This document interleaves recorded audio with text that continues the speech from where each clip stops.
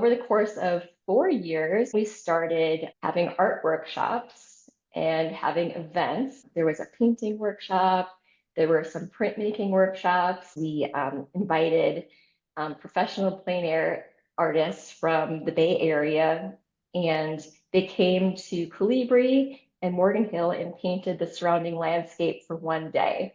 People could come and watch them. And we hung up the paintings, and we had a judge and an award ceremony, and that all took place in the same day. The amount of people that came to that was just incredible. Like, not enough, there wasn't enough room for everybody to get into the gallery that wanted to get in there, and people were excited. So, that spark went off. People want the events, they want the workshops. We need to be more than just a gallery showing 2D or 3D work.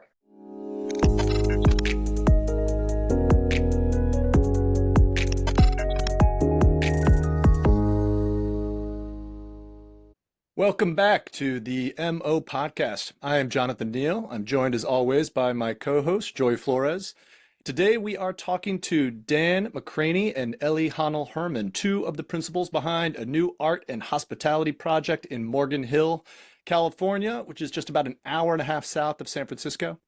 Dan comes to this world after over 40 years in the semiconductor industry. He was CEO of Seek Technology throughout the 1980s and the first half of the 1990s.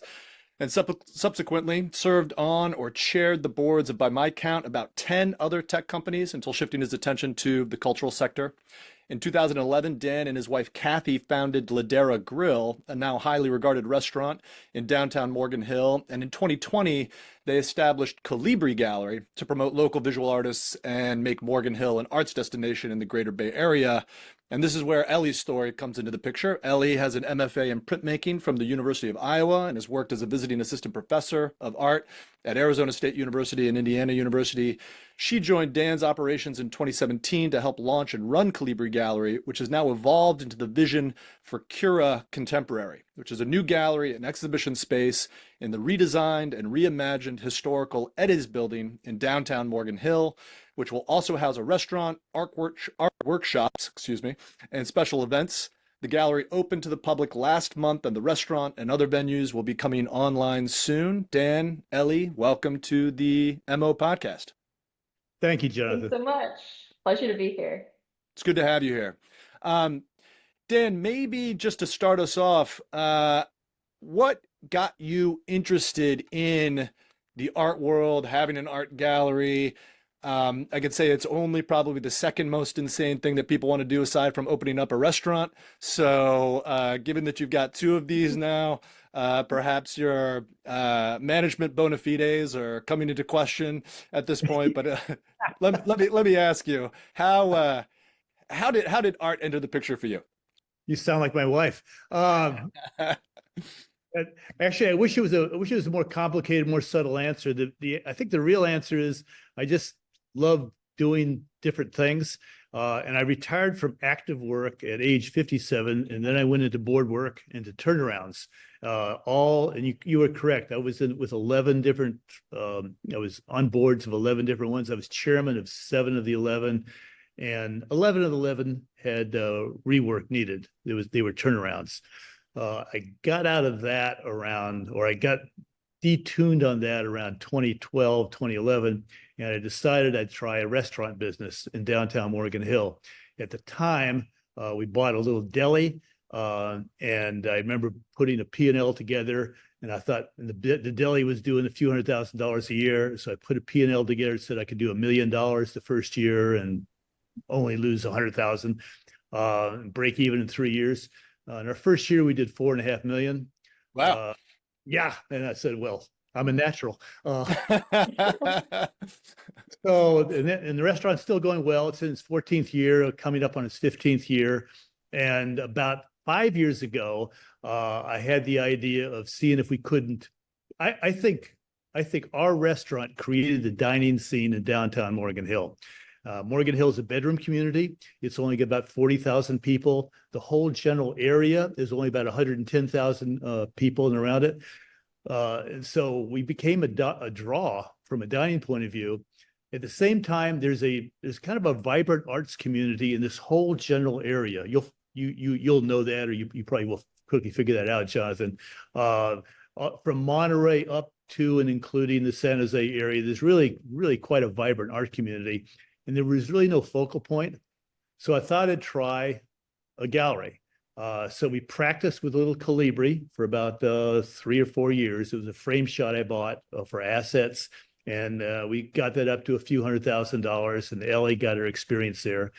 And then I began seriously about 2.5 years ago to build this building. So why I did it, I'm not really sure. What I'd like to accomplish, what I'd like to have happen is I'd like to have the same kind of positive reaction to Morgan Hill from an arts perspective as we did from a fine dining perspective. And that's the goal. And of course, I think you probably have seen the drawings of this building and what we've got going here. Because it's a bedroom community, I can't just have a straight gallery. I think I would die financially. And so we're trying a different approach. So it's a long answer. The top was, I'm not quite sure I did what I did, but I love it. So Dan, how did your experience, like what I guess, what are some lessons from building out Colibri that you're, taking with you and maybe learning from and doing things differently in the launch of Cura? Yeah. I think looking back on it, I wish I'd have gotten more expertise in dealing with local city and state. I was really surprised. We demolished an existing structure, which was a condemnable building. It no longer had any historic significance.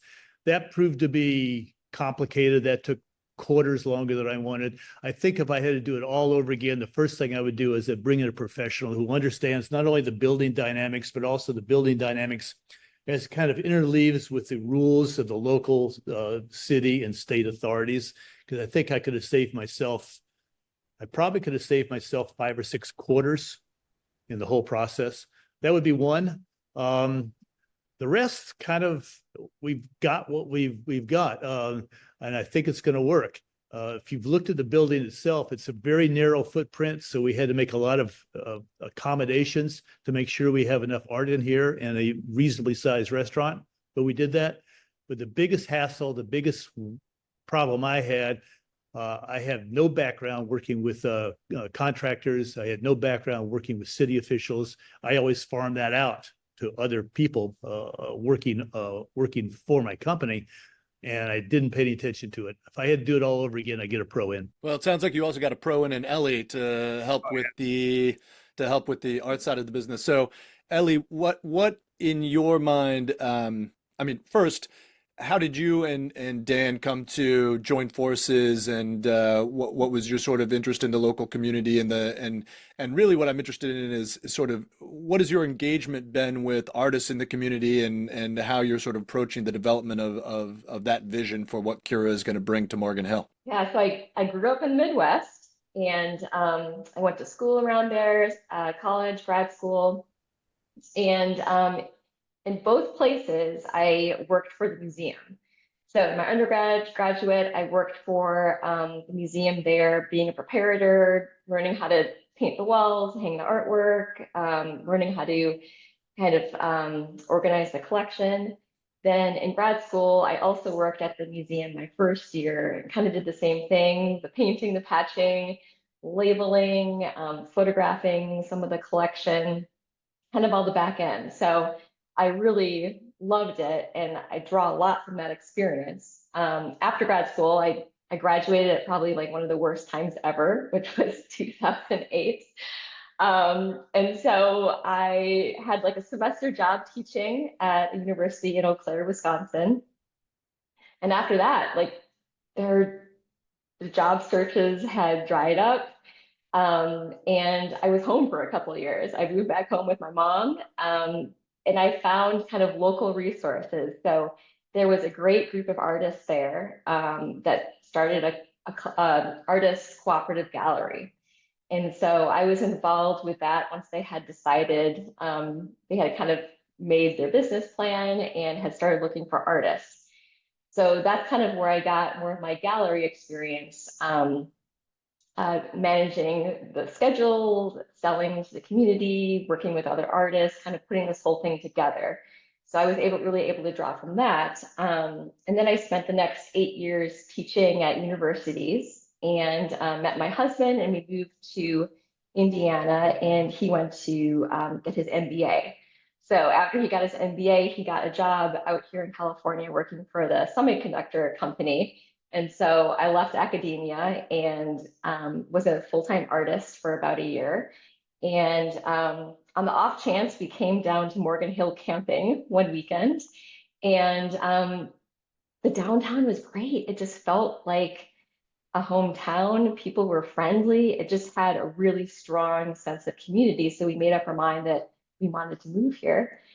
After we had kind of unpacked the boxes and everything, I wanted to kind of get a job. I wanted to get involved with the community. So I went on Craigslist and started looking up art jobs. And there was a part-time job at a local frame store. And as a printmaker, you need to frame your prints. Usually there are works on paper. So I'd done some of my own framing on a very small scale. And I'd also done some bookbinding. So I knew kind of the engineering of paper and kind of how to think about things with weights and the physics of putting things together. And so I started working there, and that's where I met Dan. He interviewed me, and in the process of interviewing me, he kind of talked to me a bit about his vision, how he loved art. He wanted to create something in Morgan Hill. And I think I said, oh my God, like, that's amazing. It would be my dream job to run a gallery at some point. And I think that kind of stuck with him in the back of his mind because over the course of the next several years, my manager left and got a job somewhere else. Her husband moved, and I took over as manager. And then Dan said, I think, like, can you help me start this gallery? And I said, yes. So yeah, we've really kind of built, kind of brainstormed this idea together, and his support and his business knowledge has just been amazing. He's been the greatest mentor, and I've just loved working with him and kind of creating this project. Amazing. I have a question that probably both of you can answer, but we've had two gallerists on the podcast in the past, Chris Sharp from Chris Sharp Gallery and Anat Evgi, who has 3 galleries now, 2 in LA and 1 in New York. And one thing that they both had in common, which was really interesting, was that they both started really small and scrappy. Chris's first art space was in Mexico City, literally out of the living room of an apartment that he shared with somebody, but became a very sort of internationally renowned art space. They did some very impressive exhibitions out of that living room, and it was quite respected around the world. And Anat actually also graduated in 2008, and there was no jobs, and she started her gallery in some borrowed space. Somebody offered her some space, including a garage, and she, turned that briefly into, her own artist space, and ultimately, that was the seeds of her gallery. And so, I'm curious if that, if you sort of if that resonates with you in the way that Colibri got off the ground, and then I would love to hear like a contrast of the small beginnings of Colibri with what I think seemed to be pretty impressive launch of the new Cura space. So yeah, if you could kind of describe the first gallery approach, and also how you're approaching the second gallery. Ellie, you want to start, and I'll finish. Sure. So Colibri Gallery, we were a frame shop in that location, and everything used to be done in there. We would. It was actually started before I was there, but they would cut and join the frames there. They'd hinge the artwork. They'd put everything inside the frame. So when I got there, they were no longer making the frames there. They were making the frames in a different location. So kind of over the course of 4 years, we slowly kind of began to move the frame shop out at that location. So when we first opened up the gallery in 2020, we still had kind of a framing showroom in there. So it was kind of 2 businesses in one. And we did that for a while. So that was kind of a nice transition. We still had people coming in to do their framing, because I think the framing had been at location for, I think, at least 8 years. And so people came in and they were surprised to see the gallery. So we had a lot of people coming in that like had kind of ended up accidentally stopping into the gallery, which was great because there hasn't really been a gallery scene here. And I think to just a lot of people in general, a gallery can be really intimidating. So having it kind of be that combination really kind of got rid of that intimidation factor. And we started out really small. It was over the pandemic. I had a baby at home, and because there was no daycare, so I just started researching artists online and on Instagram, starting with our local community, people that I had interacted with before, and started reaching out to artists and seeing if they were interested.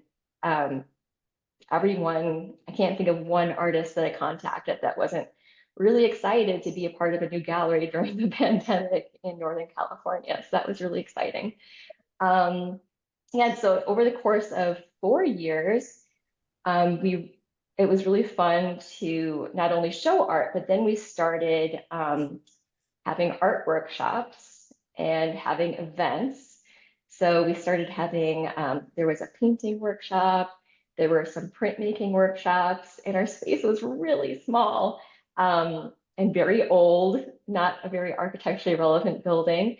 So we had to kind of come up with some creative uses of space. So we had these walls that we had a local contractor build that were gallery walls. They were made out of plywood, but that you could take the sides off and store artwork inside. And so that was kind of our storage because we had so little room, and you could move the walls. So when we had workshops, we could move the walls out of the way and really kind of open up the space. In addition, we started having children's workshops, and we found out that there was a huge demand for children's art workshops. So we really kind of took that, and we're bringing that over here with us with a much larger variety of children's workshops and events. We also started doing events in our small little space, starting, I think, with the plein air.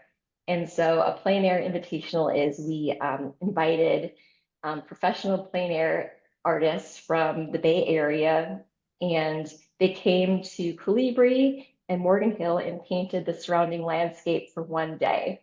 And at the end of that, so they each created 2 paintings. So they were painting the landscape, they were painting downtown live, people could come and watch them.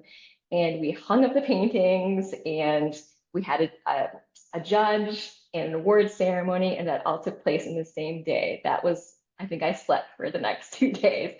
But the amount of people that came to that was just incredible. Like, not enough, like there wasn't enough room for everybody to get into the gallery that wanted to get in there. And we sold, and it really involved the community, and people were excited. So that was just like, that spark went off. That is like, people want the events, they want the workshops. We need to be more than just a gallery showing 2D or 3D work.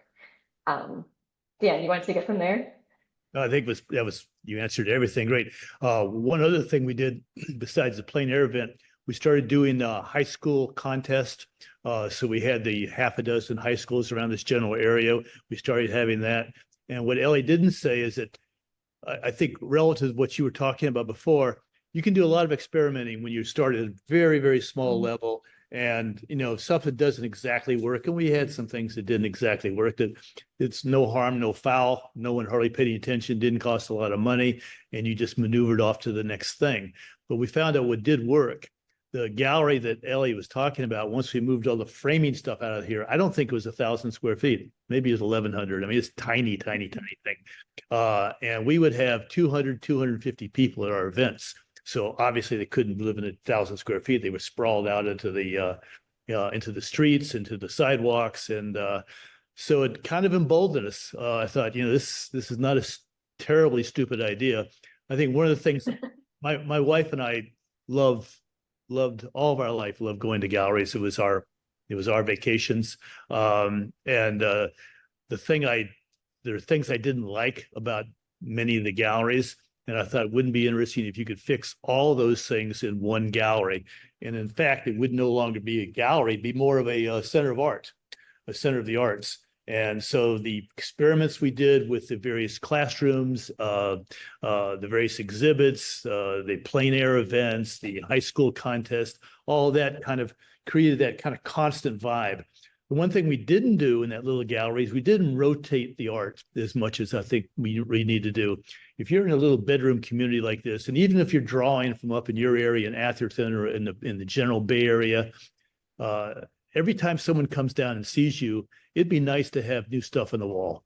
And so we really couldn't do that very well. We didn't have a storage space. We didn't have a secure temp controlled storage space for the other art. Well, it was like what you said, it was just a little, almost a hobby business there. So we fixed all that here now. And so we intend to rotate at least monthly, significant rotation monthly, over and above the exhibits we will have kind of asynchronously linked into that schedule. So I think every time you come here, you're going to have new stuff on the wall, and you're going to have new 3D as well. So I think your two examples before are perfect. You can do so many things. You can experiment so much. It doesn't cost much, and you can pivot pretty fast when something kind of blows up on you. And so we got enough practice. And so now we're on this is about 7,000 square feet. Of course, it's got a fine dining restaurant, a small fine dining restaurant in it. So it's probably got 5,000 square foot of art and assembly space. So it's 5 times bigger. So, and as I said, we had Ellie did everything from recruiting to curating to setting up these programs. So I think we know what works. What we'd like to make sure we do now is that we expand beyond just South County, beyond just South Silicon Valley. We'd like to expand all the way down to Monterey and all the way up into the Upper Peninsula. That's a good lead into a follow-up question I had, which is sort of like, what's your assessment of the Bay Area art scene, and like compared to maybe to things about other art scenes, maybe in New York or Los Angeles? What are some things you feel like are missing, or that that you're hoping to bring to the Bay Area? Obviously starting in Morgan Hill, but what's your assessment of the scene, and what do you think it needs? I can give you mine. I'd really like to hear Ellie's too. We really didn't visit very many galleries. Well, in San Francisco we did, but we really haven't visited very many galleries in the Bay Area. It seems to be scattered, non-focused. It doesn't seem to be. You never get a sense when you go to pick any place. Pick even Jackson Hole. That little community has this very, very robust Western art community, and it's not just the 15 or 20 galleries. They've expanded that to where they have this twice a year magnificent sale that they do every year. There's a wildlife museum, which is just works of art of all the great Western artists located by there. In other words, they've just kind of integrated and populated this entire art scene in Jackson Hole, as an example. When you go to Santa Fe, staying away from New York, you go to Santa Fe, you get the same feeling. It's such a sprawl, as you probably well know, in Northern California. Maybe that's why, but you just don't get a feeling that everything's integrated. I get the impression that the artists don't feel integrated in here also. Matter of fact, not just the impression, when the ones I've spoken to would really like to see a more robust, connected scene. So that's my view of where we stand right now. Ellie? So I first came to California because I had an artist residency at the Kala Art Institute, which is a fabulous, basically printmaking art center and gallery in Berkeley, California. And I know that the Bay Area has a fabulous printmaking community. And I was involved in another group, California Printmakers. And so the printmaking is really strong, and I latched onto that right away. So, and we have a lot of really special storage here in the gallery, specifically for works on paper. And I was really inspired when I came to California. I ended up creating, I think, a really big series of work that ended up getting me some of my future teaching jobs here. So there's a vibrancy here There is a playfulness here. Artists tend to use a lot of color that I really love. And so we've embraced that. A lot of the work we've chosen, I think over 50% of the artists that we've chosen here in the gallery are from the Bay Area. And they have a sense of materiality. You can kind of see the process when you're looking at the work. They're tactile, they're colorful, and there's some kind of something you see in the work that's unexpected. So along with the artists from the Bay Area, I also really wanted to find artists that I knew from the small kind of Midwestern places and this community of printmakers and the friends of printmakers who were painters and ceramicists. So I really made use of this connection of artists that I have met along the way. So one of the artists here was a professor where I went to grad school, and another person, a printmaker. So she is a painter, and her name is Susan Chrysler White. And then there's a printmaker who I think was one of the first people I reached out to at Colibri Gallery when I was starting to show artists. And she's a printmaker that I knew from a portfolio exchange, and someone that I had met from a printmaking conference. And so there's a lot of connections like that, people that aren't in California, they're not in New York, they're in these places that are not usually a big city. And then I slowly kind of reached out to their friends and their colleagues and the people that they admired, and kind of got the rest of the people that way. So that was really fun, having those kind of like long-term connections that go pretty far back. Nice. I got a question about the restaurant and the idea of combining these things. I think that this combination of art as a destination and as part of a kind of larger travel, seeking out new locales, hospitality nexus is an interesting one. There's one of the very prominent blue chip galleries, Hauser and Wirth, has started in Switzerland, but is now a multinational sort of conglomerate that has these destinations in Mallorca and in Greece and in Somerset, England, and they opened a very large place in Los Angeles, and importantly, have a restaurant that they opened alongside of that gallery in LA, which became something of a kind of destination for people to go. It's something beyond just having to kind of get in one's car and go to a gallery to be able to see the work. It's like, oh, we can go have lunch and then see these shows, and it's been successful from what I understand. And so I think that there really is something to that, especially, Dan, as you're talking about the creation of um, these sort of location-based, region-based art markets and destinations, like a Jackson Hole. I think of I've got a former student of mine, Polly Ochi, comes from a family of gallerists that began in Sun Valley, Idaho, and then she opened up an outpost in Los Angeles. But Sun Valley sort of has some of the same idea that you were talking about. Santa Fe is a great example. I think Laguna Beach is another great example where you have these kinds of these communities of commercial and artistic activity that go beyond what I think is the sort of standard rudiments of the international contemporary art scene, which are fairs, galleries, and these kinds of major art centers like Los Angeles and New York and so forth.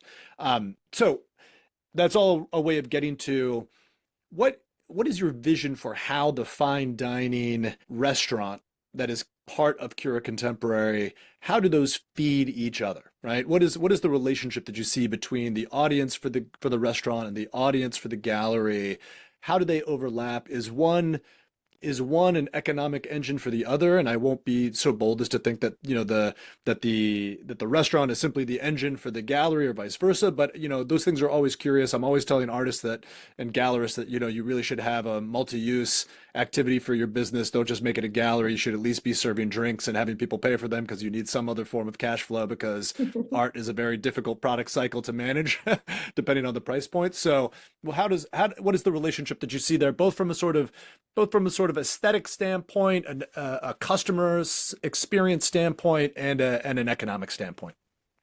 Oh, I loved what you said. Yeah, we kind of not stumbled into this. We thought that. Let me step back. My worry about a gallery was that it wouldn't be experiential. My worry about a standalone gallery in a bedroom community, a non-destination place, it would be absent people. It would be a vacuum half the time. It wouldn't be experiential. It would just be, even if I rotated the art 12 times a year, it wouldn't have the impact.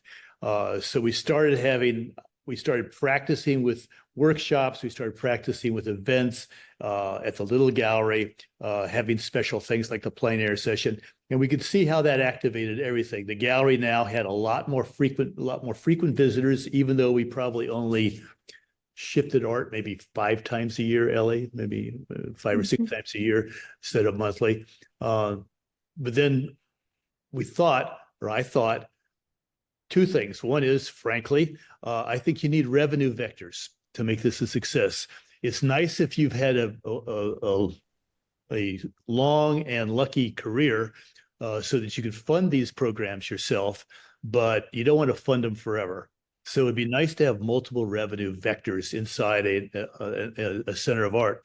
And of course, one of the more profitable vectors is fine dining. A second subsidiary of that, frankly, is a full bar, full Type 47 bar. So I wanted to have a full service restaurant with a Type 47, a full liquor license, not only as another draw element when you go into the building itself, also because it's experiential, right? You if you're going to come in here, hopefully 15, 20 times a year, you're going to also you can actually, right now, you have to go through my gallery to get to my restaurant. And I think I'm going to keep that up. There's a door over here, but I think I'll keep that closed. So you have to come through my gallery to go to the restaurant, and you have to leave from my restaurant through the gallery. And it's hard to imagine that you wouldn't want to go in and take a look at what's new in the gallery coming back and forth. Secondly, I think Ellie told you, or the second floor is multifunction. Not only has it got a lot of a storage area for the print work that Ellie's talking about, it's a wide open space. We did this whole design with what they call mass timber. Yep. So there's long spans. I think I'm 40 feet between glue lamp post, 40, and no red steel. So it looks pretty and it's wide open. And we've got a lot of the 2D set up so that it can rack and slide, and we can open it up to we're not sure what the capacity is. They made a mistake the first time, and I'm filing with the city to fix that. They claim my upstairs only has a capacity of 75 people, but my balcony, which is this little teeny thing, has 33 people. So my guess is they put me in the wrong. My knowledge is they put me in the wrong category, and I can have 150 upstairs. So I can have events. I can service those events both in alcohol and food from this kitchen. I also have a restaurant 1 block away, which is another fine dining restaurant, that if it gets kind of crazy, I can do that.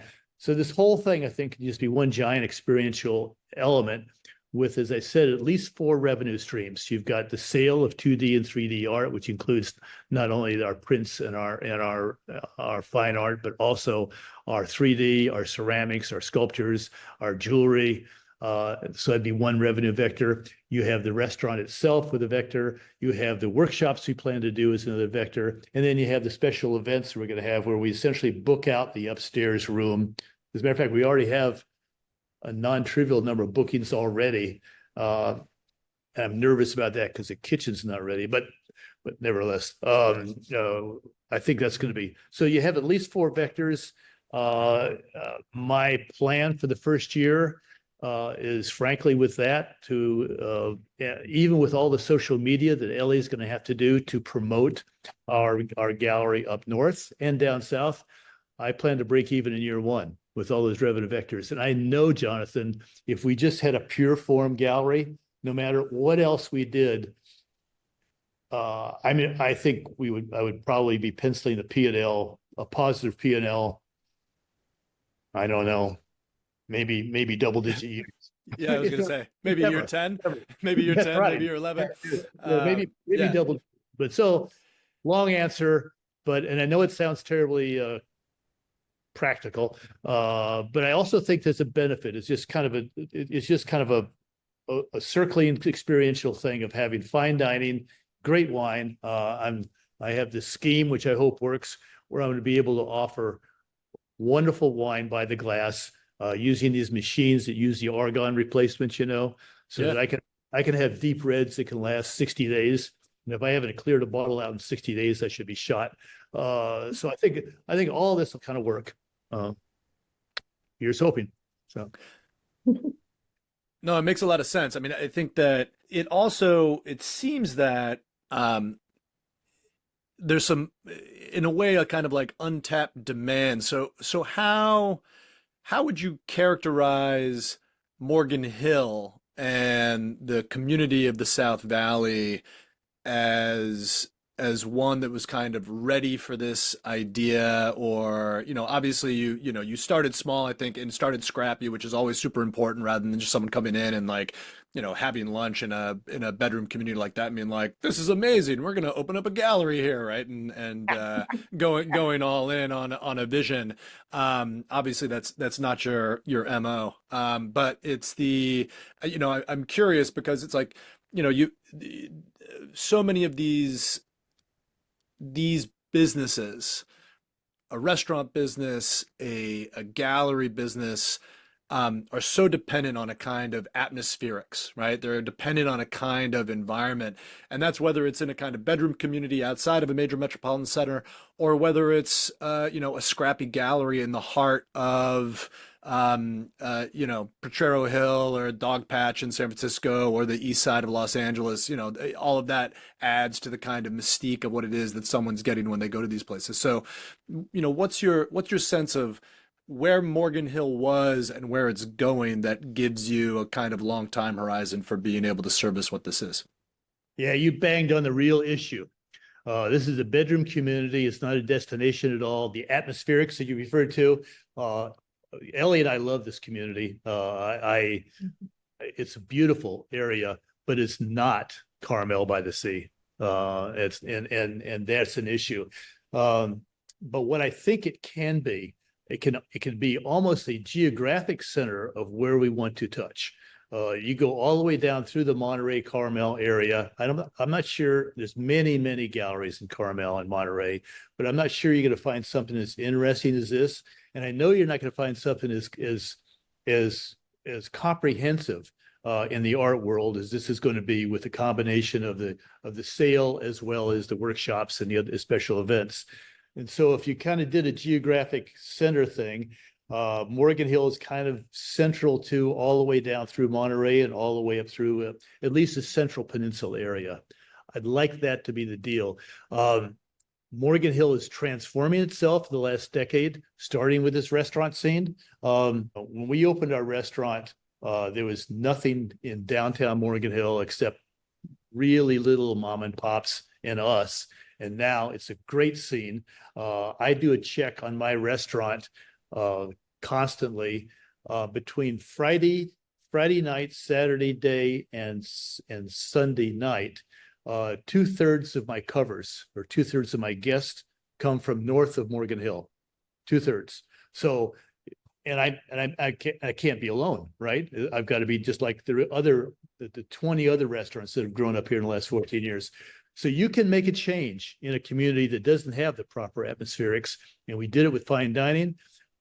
I honestly think we've got a shot here. Now, I've never been a civic joiner, but I am now in Morgan Hill, so I'm chairman of the Downtown Improvement District, and I'm connected to all this stuff, not because it's a passion, opposite of be a passion, but because what's next, right? So I think, wouldn't it be interesting to have the ability in Morgan Hill to have artists who can ply their trade in small spaces, 400 to 750 square foot facilities.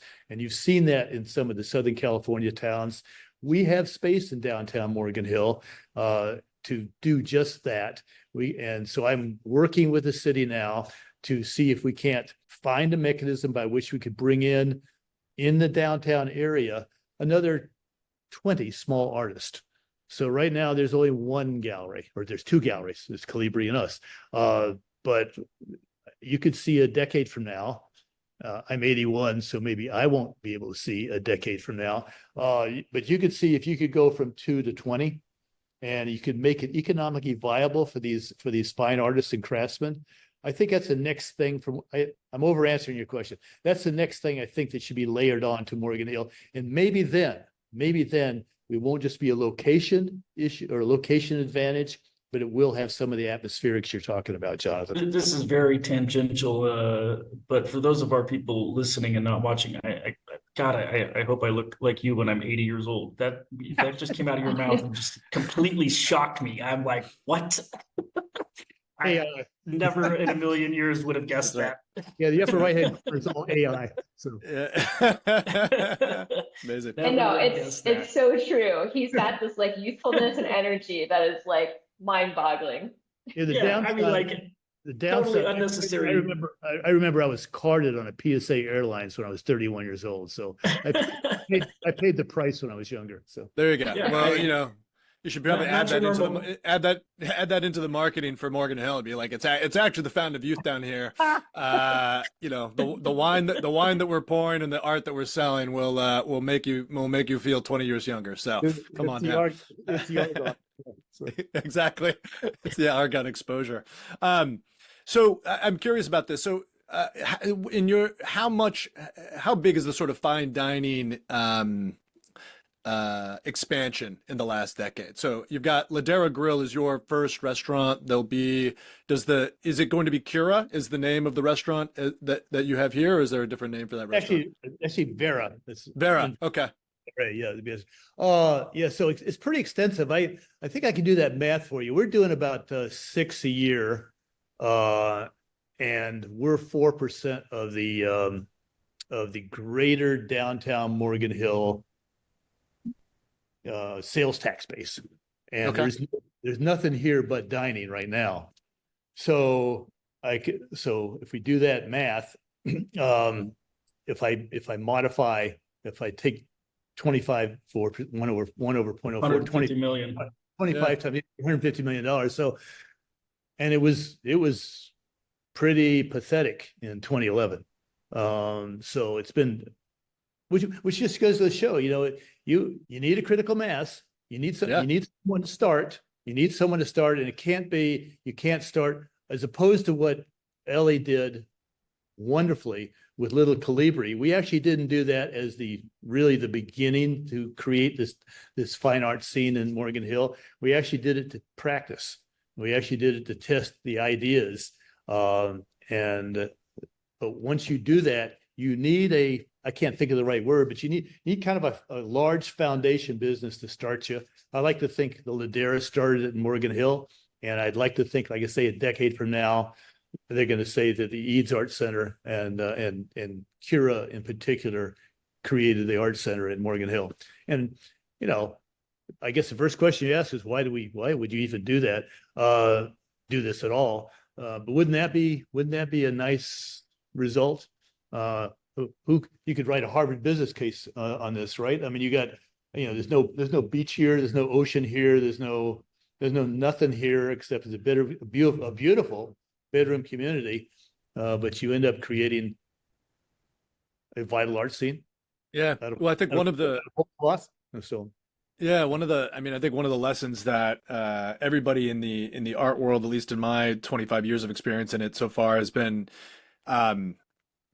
art and real estate are the kind of real combinations, right? Like the artists need space to make. Artists and gallerists need space to show. People need spaces to gather, and the problem with that is that it's largely sort of unprogrammed, open, non-specific real estate, right? Like, and it's not revenue generating real estate on its own, right? It's and the product cycle of art making is very slow comparative to the way that other things get Yeah. sold Okay. out of various different locales. And so that, that means it's very difficult. I mean, this is one of the challenges that I think the Bay Area more broadly has, specifically for artists, is that simply the real estate is too expensive for many artists to live in and to be able to make in. It's one of the reasons why Los Angeles became so attractive to so many artists, especially from New York. When they were getting priced out of it, they could go to Los Angeles. You could get a bungalow house over in Glendale with a big garage that you could convert into a studio in your backyard, and your commute to work was 5 minutes with a cup of coffee, and there was sun shining and 70 degrees every day. So, those things make a huge difference in terms of where artists are able to congregate and to do the work that they need to do. And then it's a matter of whether there are other kinds of institutions and other kind of support networks and things like that around. So it's very interesting to hear you talk about, okay, like how the next piece of this puzzle sounds like, how do we bring the artists, beyond the ones that are already here in the kind of Southern Valley area, or in the larger Bay Area more broadly? How do you get the artists into that neighborhood? And maybe it is an advantage that, like you said, there's no beach, there's no bay, there's no big city, all these things. Like, maybe that's exactly the thing that makes it possible. If you get someone, 400 square feet or 700 square feet of even kind of like temporary live workspace, studio downstairs, Exactly. studio apartment upstairs, and people can find the time to come in and make work and be, lay down some, not necessarily roots, but seed the community, then you've got something going on. And again, it doesn't need to be, and this is the larger thing, it doesn't need to compete with a scene in San Francisco or in Oakland or in Carmel or in wherever, right? Because it becomes its own thing. And all you need is enough of the critical mass of people who are going to be coming in, both for the food and for the art and the wine, apparently, in order to keep things running. Absolutely. I mean, perfectly well said. We actually did a study last year on a 3/4 acre piece that's one block that way from my gallery, actually half a block from my gallery. It would be an artist commune, if you will, where it's a combination. I think we had, to make it work, it was something like a total of 30 small sub 1,200 square foot living facilities. First floor would actually be storefront, and I mean we had it done, not in Morgan Hill. We had it done up north, and it's just gorgeous.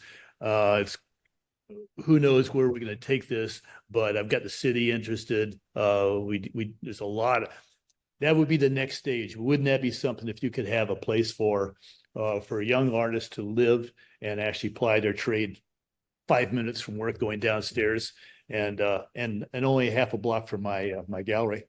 Which Yeah, even better. So, but yeah, and then there's actually another one on the east side.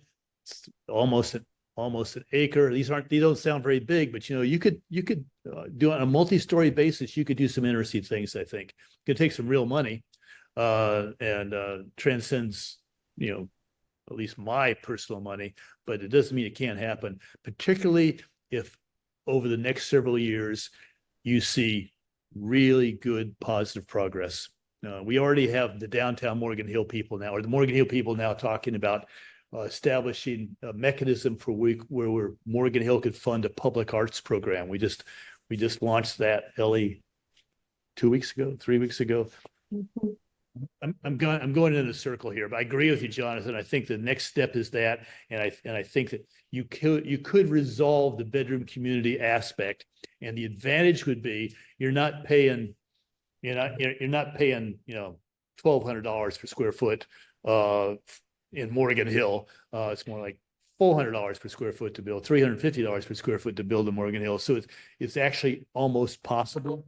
Yeah, it would be possible in Carmel, and it sure as heck isn't possible up north. right. As we talk about bringing in artists from different locales, I have two questions, but I'll just start with the first one. Tell us about the inaugural exhibition. I mean, 40 artists in a group show, and then I believe one solo exhibition as well at the same time. Is that correct? Yes, that's right. Yeah, so we have we wanted to open with a group show that showcases all the artists exhibited and represented artists that we have at the gallery. And so that ranges from painting to printmaking to textiles to ceramics to glass, and even some jewelry. And then our solo artist is Laura Crayuit Berman, and she's from Kansas City, Missouri. She teaches at the Art Institute there, and she's a printmaker. So she has an area of the gallery for her newest show. So that was really exciting to be able to show so much artwork, but then also to kind of have more of a concentrated show of one person's work as well. Yeah, Yeah, I like that. We estimated Ellie had over 1,100 people go through Saturday, which is Our opening, yeah. Yes. Yeah, so we had a VIP event, which was lots of fun. We had a band in here, which was a good practice for wanting to do some performances in the space. And then also for the VIP opening, Vera created really beautiful past appetizers. And so we started to see kind of how these elements would work together, which was really exciting. And we hope to do more of that. But then for the grand opening on Saturday, we really wanted to concentrate that for the local community. So we were, myself included, we were screen printing tote bags out on the sidewalk, which was lots of fun. So people driving by, we're on the main street, so everyone driving by could kind of see that we were out, that there was something going on, and people stood around and watched to see what we were doing. We also had about 4 different artists inside the building doing the artwork. So we actually have a printmaking press, so an etching press. And so we had 2 artists come and they were working on our press, making their work.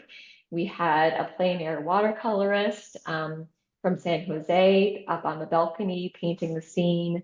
And then we had our local ceramicist, thanks Dan, ABM Alvarez, who actually is his MFA in ceramics and he teaches at the high school. And he was throwing a really big pot, an enormous pot in pieces, and he had a torch out.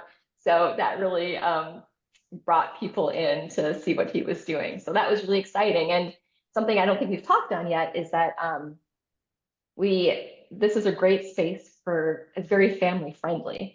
Morgan Hill has a very kind of diverse community. You have the people that have lived here forever, you have retirees, you have people moving down with families because the schools are good and there's some more space here.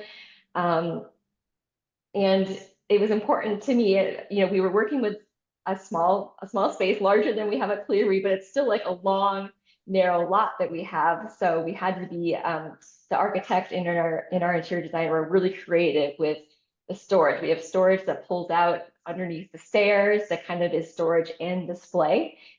We have built-ins under there for jewelry to pull out.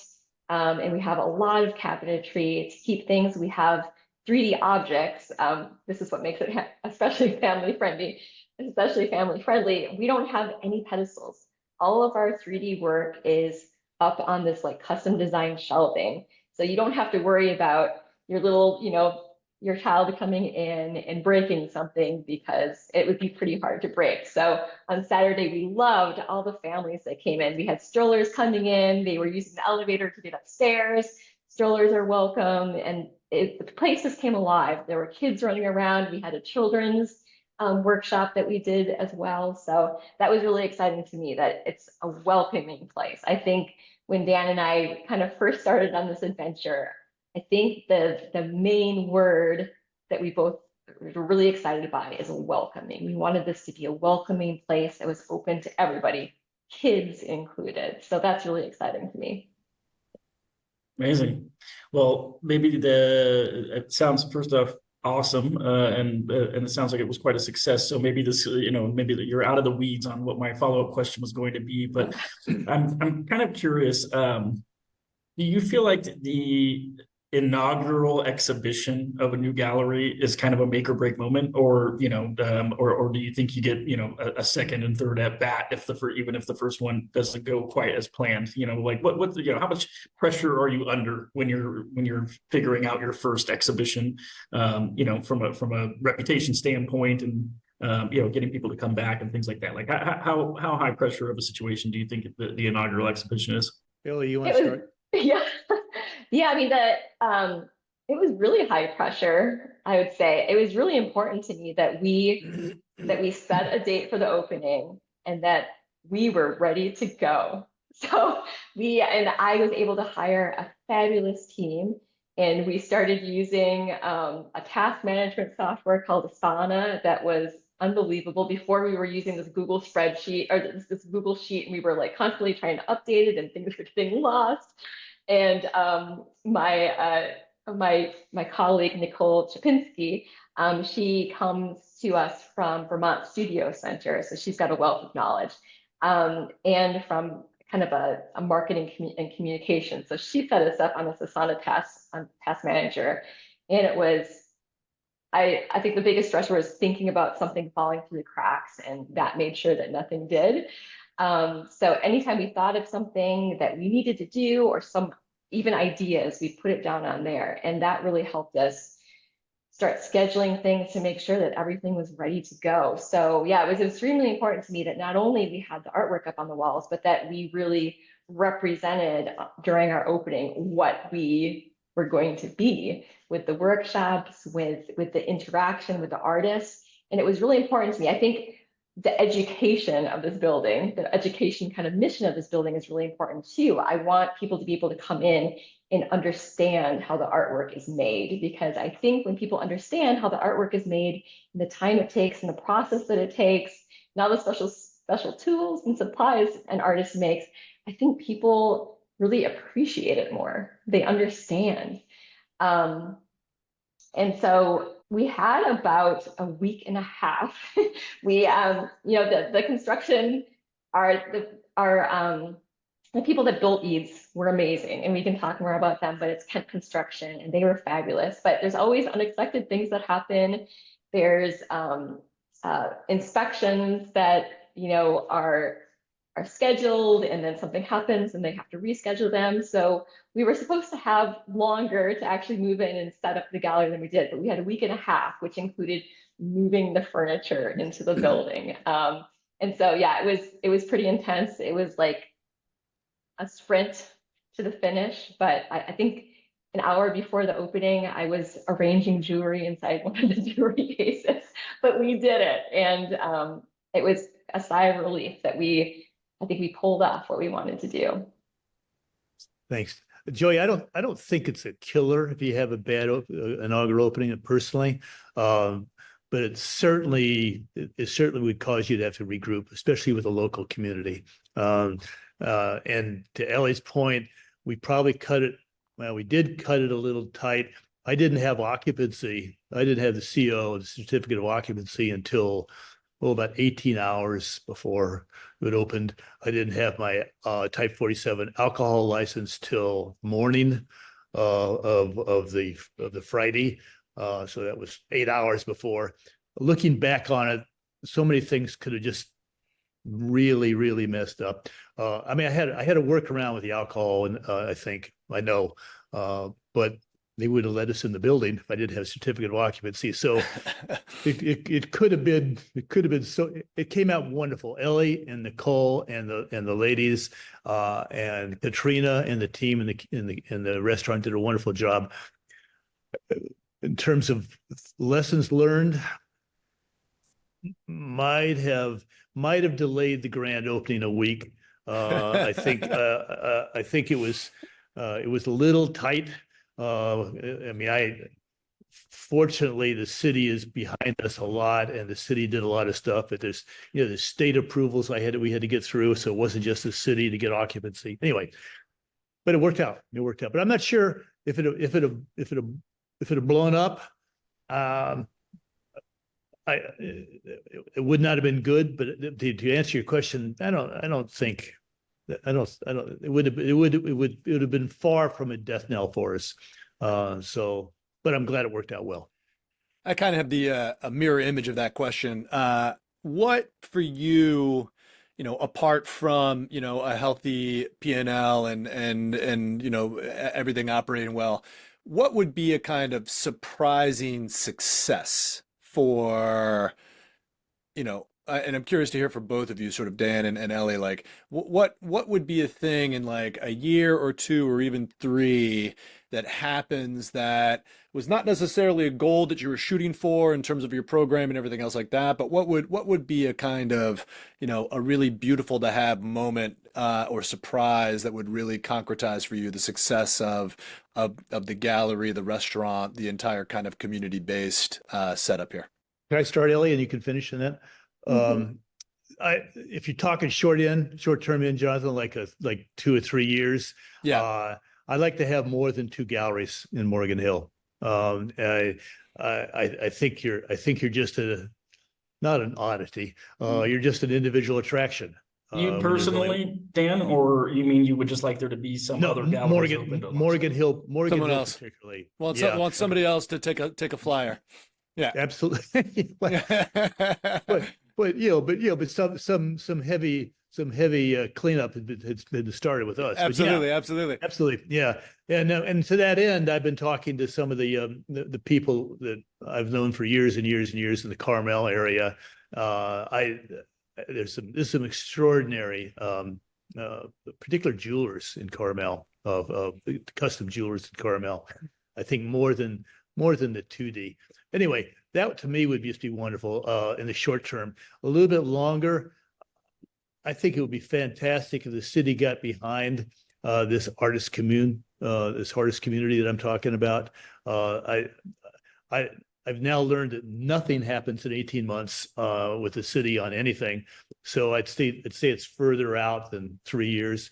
Those would be my two. If 3 years from now there were a half a dozen art areas here, we've got space here. I'd be pretty happy. Ellie? I have the same answer, actually. Okay. I think it would be great to have another gallery that someone else brings to Morgan Hill. I just think that we could really be a destination.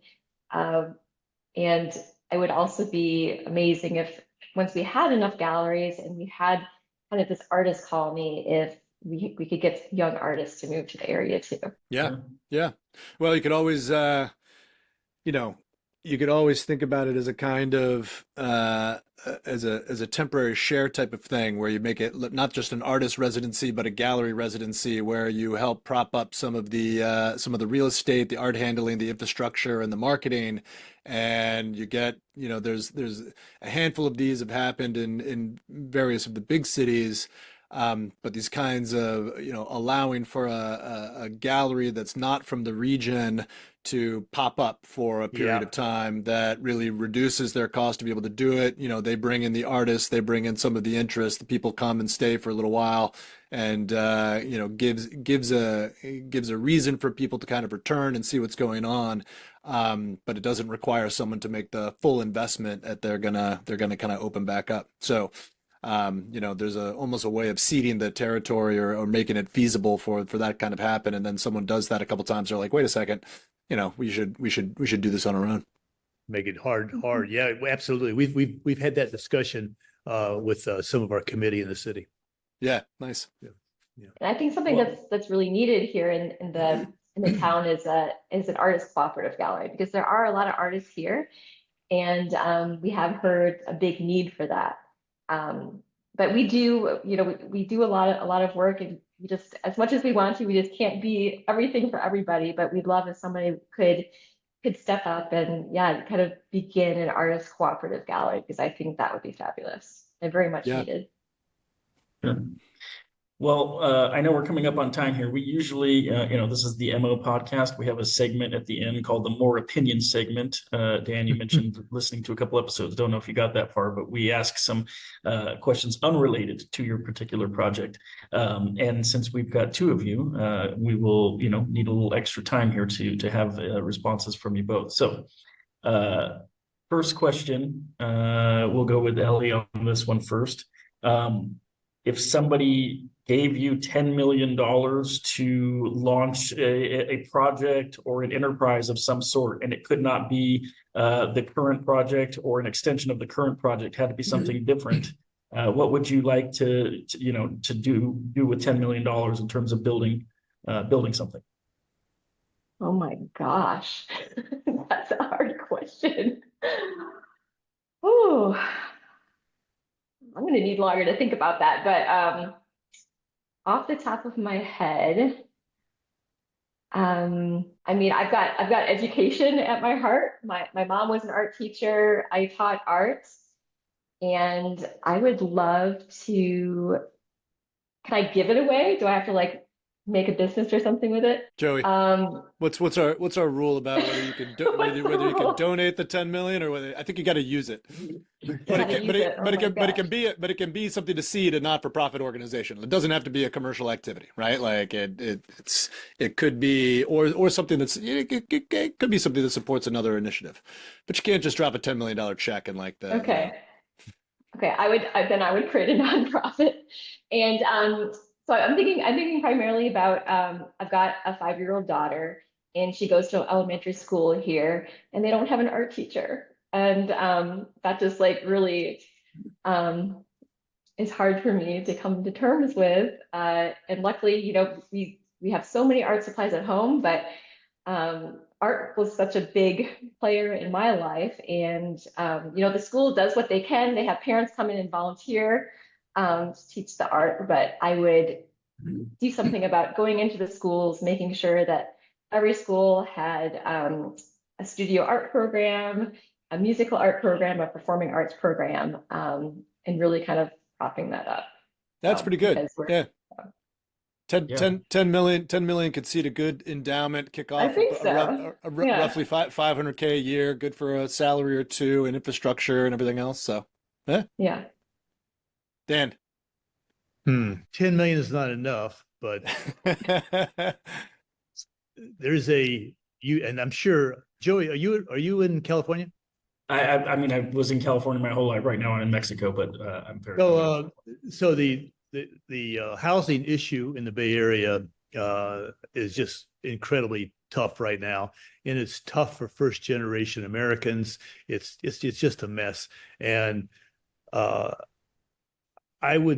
it looks to me that the government, for whatever reason, hasn't been able to craft a solution that makes sense. The solutions they do come up with, particularly in the homeless side, but even in the low income side, tend to be problematic with regard to success.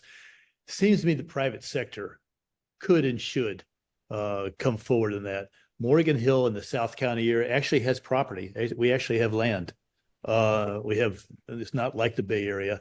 And I would think that if you could have a program where you could find a way to get housing into the South County area, like I said, 10 million is not enough, but that's how it would start. And I'm not talking particularly about homeless, Jonathan. I'm talking more about well, they could be. They're right on the cusp. The first generation Americans that are coming in here. That would be, you know, we already talked about the artist commune, but on top of that, there's a serious housing issue in the Bay Area, or in this part of the Bay Area. Yeah. Interesting. Well, if anybody's teetering on the cusp of homelessness, it's artists. So, you know, they're not mutually exclusive. Exactly. All right. Second question. And now I'm wondering if we prepped you, because this one's usually actually a little bit tougher than the other one. But so what is a project or a person building something in the cultural sector that you appreciate or admire that you would like to draw some attention to? And it cannot be one of your artists. Ellie? All right, let's see.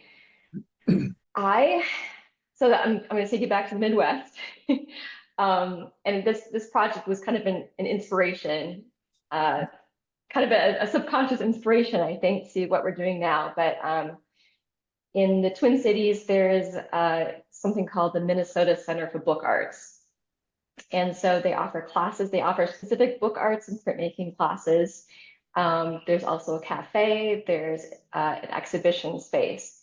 And I just had such a fabulous time there and learned a lot, and just think adds so much to kind of the cultural and education community there in the Twin Cities. So I'd like to give a shout Is out that to where you're from? Minnesota You keep Center saying for the Book Arts. Midwest? I'm from Wisconsin. Yeah, I'm from central Wisconsin, Okay. but then I went to undergrad in Minnesota, and then grad school in Iowa. Nice. I was born in Nebraska, and I have a lot of family there, so I was nice. just curious. Nice. That's a good shout out, Dan. Okay, so this is cheating a little bit because this one person is also one of our artists, but she's a software manager of a software operation in Google, and she has this idea she's been working on for a couple of years now, to using AI and other good firmware tools to develop a much broader, much more user-friendly ability to do online art classes and online art instruction. I've played with her beta in watercolor as an example, and the part I like most is the mechanism for critiques that she does, and how it can look at your work, and you can just post to these points, and it shows reference points and shows you whether you got the value wrong, and the whole thing is just so interactive, and you can see how the people who would like to learn more, like to do more in art, could do that from their home. And because I don't know if you've ever done this, if you ever signed up for home courses, which I have back in the day, they're really clunky. You don't get good feedback. There's lots of issues. It's kind of a subcritical mass. There's only one instructor. One instructor could only handle so many different reviews and critiques. And I like it. I don't know anything about software, but I like the beta that she shows. And I think it'd be wonderful if she could find a way to make that a real product.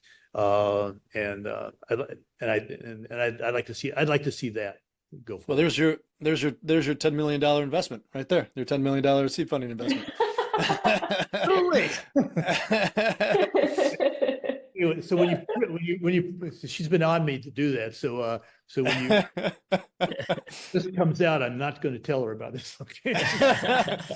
Well, you got to at least, what's her name? If she's one of the artists, we should at least give her a shout out so people know what to look for. Great. Uma Kelkar. Okay.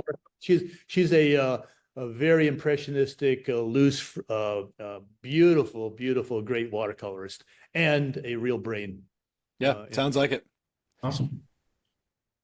All right, we're down to our final more opinions question, and then we can let you two wonderful people go. Who should we start with here? Dan, we'll start with you on this one. If you could steal any work of art or cultural artifact from around the world to have for yourself, but you could only enjoy it privately because no one could ever know that you stole it, what work would you like to have for yourself for your own personal enjoyment? Okay. Not sure which piece, but my interest in art started really with as a young man looking at Homer's watercolors, and so they're not that expensive. So I'm not sure I'd be worth the prison time to steal, but if I did, I think I would maybe his seascapes or his marine series. One of those would be. I've seen it in person when he exhibited years ago, or the exhibit was years ago in Boston, and so that. Jonathan, was it Enrique who picked a Homer piece? I think so. Yeah. The guy on the remember. boat. Yep. The man in the sea or whatever it was. Yeah. There you go. Yep.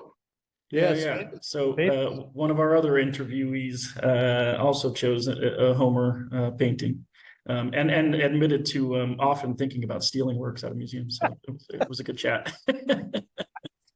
All right, Ellie, piece to steal and enjoy for yourself.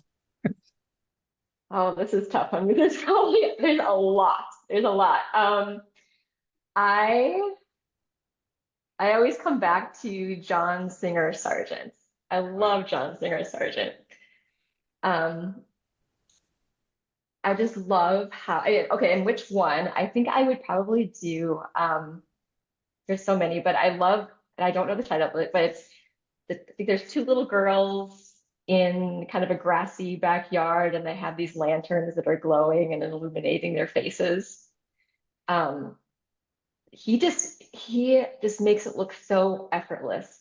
His brush strokes just have so much energy, and it's abstract. Like you get up close and it's abstract. You can't possibly imagine how like two brush strokes can make, maybe five brush strokes can make a face. But he just has such an ability to harness that energy and the light and the describing someone's face. I just would enjoy looking at that and breaking it apart and probably doing some copies of it. Well, That's I think you're talking about Carnation, Lily, Lily, Rose. It's at the Tate. Yes, yeah, I do love that one. That's a good one. Yeah. That's a good one to steal. Yeah, we can Yeah, alleviate beautiful. the Tate of some of their things too. Yes, We can make a movie. We can make a movie screenplay about that for sure. yeah. All right. Well, Excellent. Yeah, thank you both for coming on the MO podcast. Congratulations on what sounds like an absolutely incredible inaugural exhibition. I will definitely make time, me and Jonathan, next time I'm in the Bay Area, maybe we can head down there and have some. Yeah, we'll track down. That'd be great. That'd be great. Thank you so much. Great to speak with you. Yeah, Yeah, great. Good luck as for well. Thank you so much. good luck for the months ahead. Thank you very much, guys. Thank you. Bye, guys. Happy holidays.